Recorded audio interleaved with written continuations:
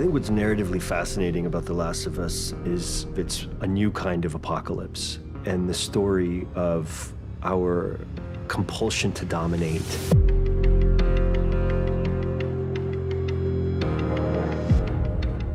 So at the end of the third episode, we saw Joel and Ellie leaving in Bill's car, and for the first time, you got a sense that they were a team.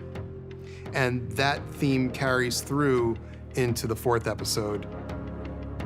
There's an uneasy truce, but they're not necessarily anything more than, as he says, cargo. Joel? Did you know diarrhea is hereditary?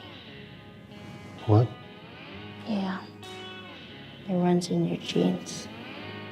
Joel secretly loves Ellie's humor and her jokes and her puns. He pretends he doesn't, but he does. And I think that means a lot to Ellie that he does actually find her funny. I don't think she ever worries about annoying him. She kind of loves it. Feel free to wait in the truck. We decided to deviate a bit from the game. In the game, they made their way to Pittsburgh. So in looking around at possible places, we landed on Kansas City because it just felt like it was a good match for sort of what we had and where we were to shoot in Calgary. I had an idea about which episodes that I was going to have to get my head around quite early on.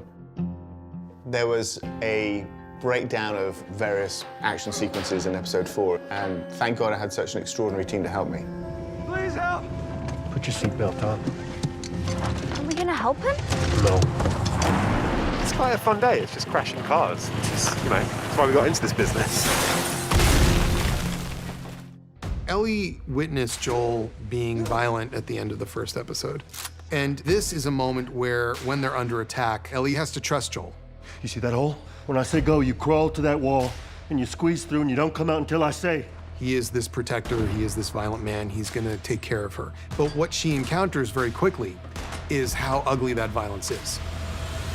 He is attacked by someone else who is going to kill him. And Ellie, who has found a gun, walks out and saves Joel through an act of violence. And Ellie is confronted by the horror of what she did and what she's capable of. Joel has an opportunity to comfort her. He doesn't. And you could see how quickly Ellie just wipes those tears away and pretends nothing happened at all because she's just like him. This was another thing that we discussed early on. How do we personify this group? Because in the game, they were just an obstacle. How do we give them a face? And here, it would be interesting if they were more than an obstacle. They'd feel like people with a real goal and real motivation and humanity. So with the character of Kathleen, we get to see that she's this ruthless leader, and she clearly has the respect of this group that managed to take down a quarantine zone. Find who did this. Find every collaborator and kill them all. In the gaming world, playing Tommy was one of the unexpected joys of my career.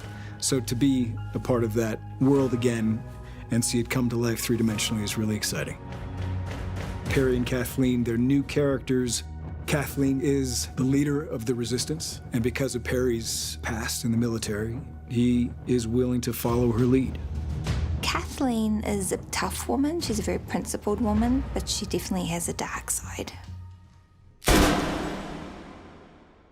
When there is a dramatic shift in power from a repressive regime being overthrown by a revolutionary force, history is full of examples where the revolutionary force is just as bad as what was there before. And here in Melanie Lynskey, we have that embodied. I love humanizing villains.